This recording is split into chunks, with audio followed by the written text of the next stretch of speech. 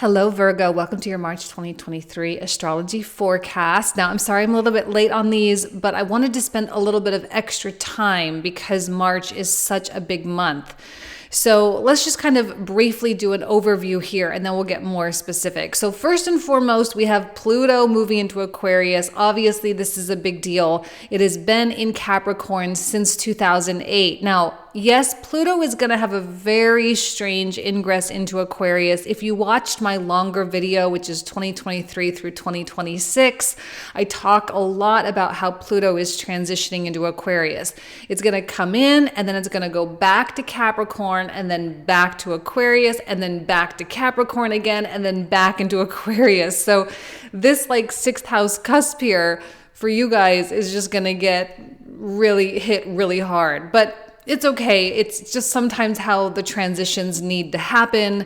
And it's really hard, I think, for Pluto to let go of Capricorn because it's kind of a nice metaphor, actually, because Capricorn and Pluto both don't really like to let go. Once they have their sights set on something or they have some kind of an ambition or some sort of a goal, they are all in all the way. And so this transition to Aquarius, how poetic it is, having a hard time going on and going beyond that boundary. And Pluto is giving you a couple of years to adjust to this full release of the Capricorn energy and the embrace of the Aquarius. This will be a very methodical and slow process.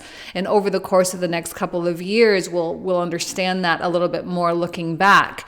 But for now, as Pluto transitions in, he officially activates that sixth house. Now, Virgo can handle sixth house energy pretty well. Normally, it will depend on your own individual placements and everything. But generally speaking, sixth house, organization, daily life, keeping things organized, health and fitness and nutrition and taking care of your life. And when Pluto comes in here, there can be a lot of really positive things that come out. Now, yes, there's a health component, and that's probably the darker side of Pluto coming through, is that if you do have health issues or health problems, Pluto might exacerbate those. But Pluto is more, kind of drags you through the mud so that you can, emerge later on and be a much, much, much better person. Pluto is not necessarily the planet of illness. I know we call him a planet of death just simply because he is associated with the sign of Scorpio in modern astrology. But generally speaking, we rarely see death when Pluto is involved, at least on an individual scale anyway.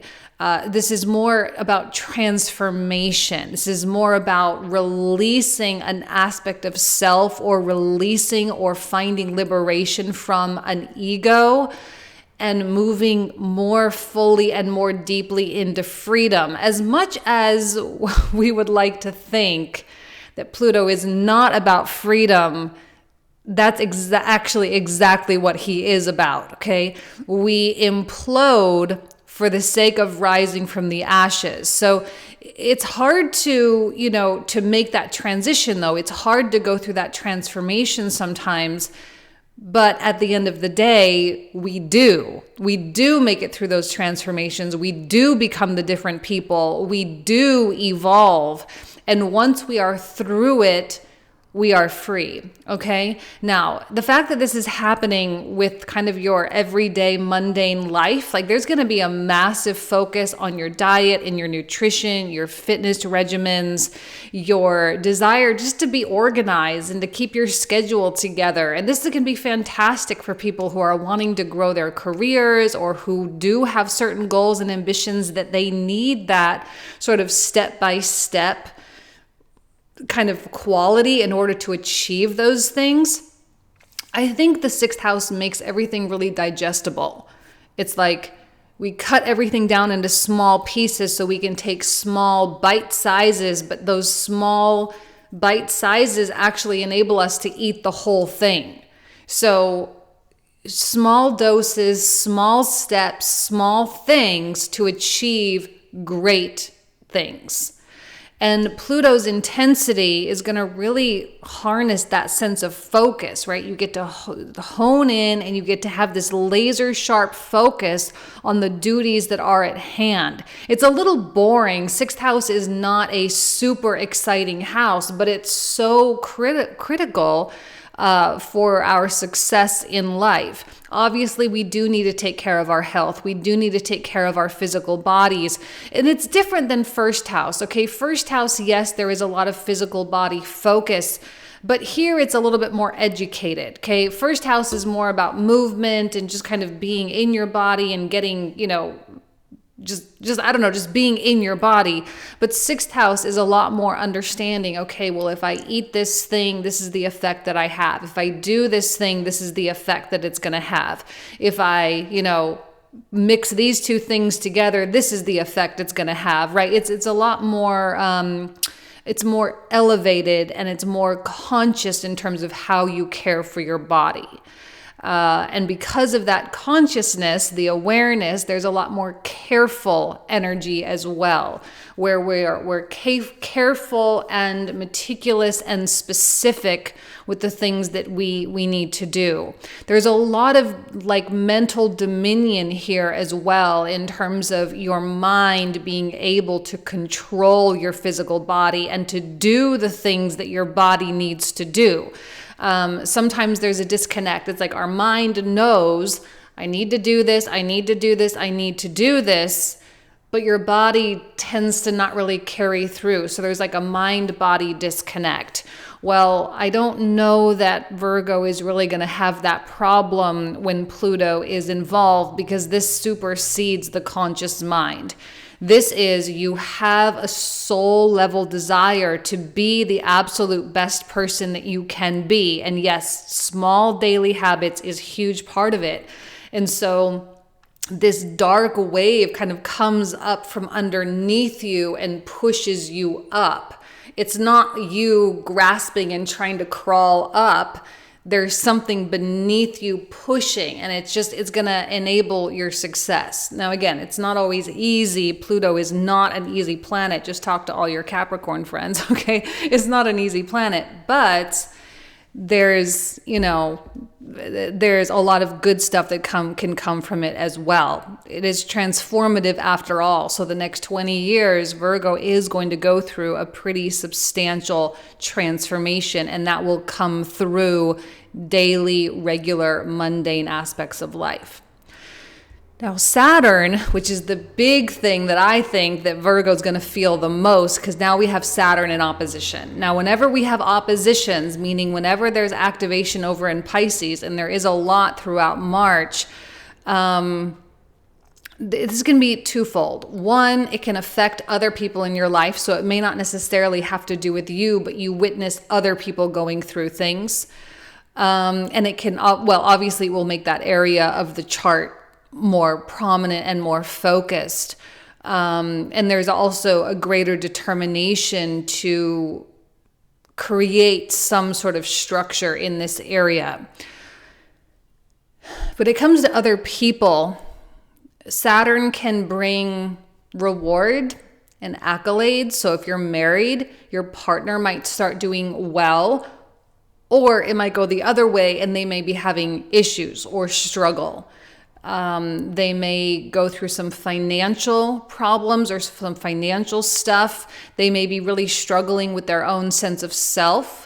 Now, remember, whenever there's an opposition, it does reflect back to you as well. So if you are married, or if you have a really important person in your life, whether it is a romantic relationship or even a professional relationship, someone with whom you work very close together, Saturn, it's like kind of like what you're going through might be what they're going through. It may be manifesting completely different, but you might still be going through the same things. And so this is an opportunity to work through things together. So as long as there is communication, as long as there is open-mindedness, there's no defensiveness, there's no judgment, two people can work through incredible things during this particular time. It's also a time when some Virgos will get into more committed relationships. So if you've just been maybe casually dating someone, it's possible that you might take it up a notch and actually solidify those commitments. I do think that the desire for love, the desire for connection is just going to get stronger and stronger for Virgo. For some, it will work out really well. And for others, it may actually be a little bit lonely or isolating if you tend to lean that way. It all depends on your perspective, and it all depends on how you choose to experience an experience, okay? You get to decide whether or not an experience is one of growth or it is one of destruction. It's totally up to you. It's all up here. If you choose growth, chances are your relationships will start to flourish, and you may even meet someone that you can have a long-standing relationship with. Saturn is a planet of commitment, especially in the 7th house. A lot of people don't like Saturn in the 7th. I personally really like it because he's going to prevent you from getting into relationships that are bad for you. And he's going to keep you available for the relationships that are good for you, which we all know are far and few between. So yes, you single people out there, yeah, you may be single, but it's not that anything's wrong with you. It's that Saturn is holding you up to a super high standard, like really, really high. And that standard, as it stands, right, is just going to demand that only a few people and only the right types of people, are going to catch your interest. Because you may have, options. Maybe you're online, maybe you're a very social person, maybe you go out, maybe you do, all sorts of things, but you're not going to be interested in people that don't meet that standard. It's just not going to happen. The attraction's not going to be there. And a lot of it has to do with Pluto in the 6th too. You yourself holding yourself up to really high standards. So relationship-wise, this is all for the best. It's all for attracting the best. It's all for having and being the best you that you possibly can be. And of course, Saturn casting its shadow over here on Virgo, there is a lot of self-accountability and self-responsibility. Now, if you are already married, the relationship may go through something, right? There might be a challenge that you're going to have to tackle together. And yes, it will show you a lot about who your partner is, but it will show your partner a lot about who you are. So there is a lot of shadow work that can come through when Saturn enters the 7th, just specifically because of that opposition with the 1st house. There's a lot of kind of inner workings that get illuminated because, of course, Saturn represents the structure, and there can be an illumination of the structure of how everything is set up. So it's kind of like, yeah, you can walk around your beautiful house, but this Saturn is kind of the process of getting the blueprints out and trying to decipher the blueprints and understanding how this house was truly put together. And you follow the electrical lines, and you follow the plumbing lines, and you follow all the other things that go into a house. And you get a really, really clear idea of how something is built, okay? This may affect the way you see yourself. Often Saturn can bring humbling.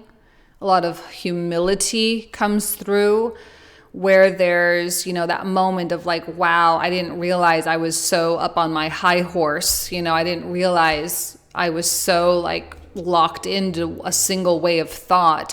Of course, the 7th house is where we start to really integrate important people in our lives. Houses 7 through 12 are much more social than houses 5 through 6. Now, there's social components with every house to some degree, but 7th house, these are when meaningful relationships start to come on board. These are the relationships that change us. So, of course, Saturn is going to be here to help you choose wisely and to help you evolve and to help you grow. But I always say Saturn is like a coach. You know, he's not a cheerleader here to cheer you on. He's here to come in and be critical and say, you got to do it faster. You got to do it better. You have to change your technique. You have to change the way you communicate. You have to change the way you process and communicate your emotions. You have to understand your emotions, right? He's going to pick everything apart, but for the sake of becoming better, right? And that's all going to be in the forum of, or within the context of a relationship, okay? We also have Mars now finally coming out of Gemini. He is going to be moving into Cancer at the very end of March, just a couple of days after Pluto. Pluto comes into Aquarius on the 23rd. Mars comes into Cancer on the 25th. So we'll talk more about it in April. However, it is nice to know that Mars is finally coming out of Gemini, where it has been since the end of August. He did a retrograde in here. And yes, the 10th house, there is a lot of pressure, but I do think we're going to start to see the real effects of that Mars turnaround energy in the 10th house once Mars enters the 11th house, okay? Once Mars hits the 11th, our focus tends to shift. And when the focus shifts, the growth of that Mars retrograde in the 10th house starts to finally, like, it's kind of like when you stop paying attention to something, that's when it happens. It's kind of how this is gonna go. You're gonna stop paying attention to all the 10th house stuff. And I know there's been a lot of drive and ambition in the career and what it is you're contributing to humanity. And now the focus is gonna be like, you know what? I really want to associate more with certain groups of people. I want to go out. I want to, you know, meet new friends, find a soul group or whatever you want to call it. I need to do some new professional networking, which whatever you're here for, you know, spiritual growth, professional growth, financial, romantic, whatever. You're going to be putting yourself out there in new ways with new people. And when you do that, likely the 10th house career stuff is going to start to blossom up. And you may notice new opportunities presenting themselves, and probably good ones with good people with Saturn in the 7th. Now remember, Saturn is about standards. So if you like sit down with someone and you have kind of a weird feeling about it, don't get into that connection. Don't commit. Don't sign the paperwork. Because Saturn in the 7th can go really wrong too if you go against that intuition. Saturn wants to hold you to the highest moral standard and to the highest set of values that you possibly can hold. And so if you are, you know, ignoring that, ignoring your intuition or lowering your standards just for, you know, I just need a paycheck or whatever. If you're doing that, then Saturn's going to make it really hard. You know, you're going to learn a lot through those lower it's like the difference between high quality problems and low quality problems. I think you'd rather, like, we're all going to have problems. It's life, okay? But it's like the type of problem that you want to be dealing with, you know? Let's put ourselves in situations where any problem is a high quality one. So just pay attention. Not only that, but we also have Jupiter still in the 8th house. And I don't want to see Virgo getting bogged down or buried under a commitment that they make with someone without doing their due diligence. Now, thank goodness for March, okay? Since the beginning of February, I have this clock set for March 15th, okay? So the beginning of March, Jupiter is still coming into that conjunction with Chiron. March 15th, he's already it's actually March 12th when they're exact conjunct. And then Jupiter starts to separate off of Chiron. And this is when I think we're really going to start to feel the positive effects of Jupiter in Aries. And for you in your 8th house, of course, this has been a very deep transit and really transformative to some degree, because you've had to look at yourself. You've had to be honest with yourself about your shortcomings. You've had to be honest about the different selves, the different fragmented selves that are operating within you. And somehow you've had to find a way to merge those two things. And if not fully merge, at least get them to collaborate and work together appropriately. And now that Jupiter is off of Chiron, it feels easier. It feels like you can do this. You can. And I do think Jupiter aspecting your second house by opposition here is serving your sense of self-worth and self-respect really well. The build up to Chiron through the beginning of March, still a little tricky. Through February, still a little tricky. Not perfect. A lot of insecurity, a lot of doubt, a lot of questions. But once Jupiter moves on, it's not really about the questions. It's more about the passion of the journey and the adventure and the excitement of what possibly could be. And in May, when Jupiter comes into Taurus, there's going to be like a real desire to just go out into the world and do incredible things and to put all of those insecurities aside and not worry about it. Like, you can be insecure and still do it. You know, you can have doubts and still do it. You can be afraid and still do it. And I think this is kind of what you're walking into. It's like, I don't care how I feel or what I think about it. I'm still just going to do it. This is not a believe it and then I'll do it situation. This is a I'll do it and then I'll believe that it can be done situation. Okay? Now, I do want to talk a little bit about this Venus coming into Taurus as well. Now, this is way under the radar, this transit, okay? She comes in on the 16th and immediately comes into this conjunction with the North Node. Now, I'm describing this the same to everybody because I think it's that important. Now, the North Node often creates like a clog, okay? It's not a very through channel. So whenever the North Node is transiting, there's a lot of desire put in that direction. So for you, I love ninth house. Okay, ninth house is a fantastic house. There's a lot of spirituality that comes through there, but there's also a lot of like travel and higher education, and there's a lot of abundance that comes through there too. I do see a lot of ninth house people being very materialistically blessed. They may have large families, they may have a lot of money, they may have incredible lifestyles, all that type of thing, okay? So when Venus comes in, or I'm sorry, when the North Node is here, there's a lot of desire for all that wonderful stuff, but the North Node kind of, it's like, I always say it's a combination between Saturn and Neptune. It's like really, really hard to actualize or to materialize stuff in that area. But there's also like this weird delusion in terms of how easy it is to create that. But yet it's still there and it's still pulling you in that direction. And so all the desire and energy is going up, but it's just kind of piling up. The more it comes, the more it kind of gets stacked on top of each other, right? But when that North Node moves into Aries, that channel is going to open. And so all of this desire stuff can finally start to get through. It's like once the North Node leaves, that drain gets unclogged so everything can start flowing again. Now, this happens in July. North Node comes into Aries in July.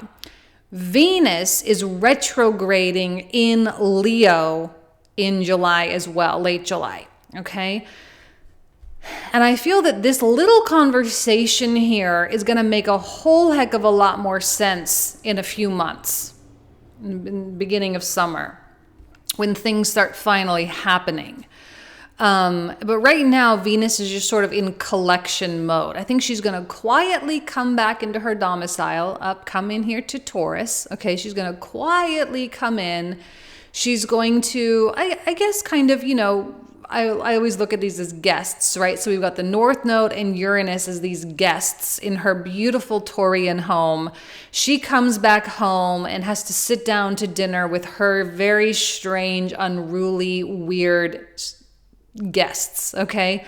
But she's here, she's polite, she's diplomatic, she's doing the graceful thing, she's listening to them and understanding, and she's going to process, all the way through Gemini, all the way through Cancer, and then she's going to hit Leo, and she's going to start making some noise. And it has a lot to do with what's going on over here in the ninth house, okay? So I just wanted to kind of prepare you. We'll talk more about that in the months to come. But this is very quiet, really under the radar. Very few people will really even take notice. I think the real focus is Jupiter, Saturn, and Pluto and Mars. And that's really where most of the attention is going to be.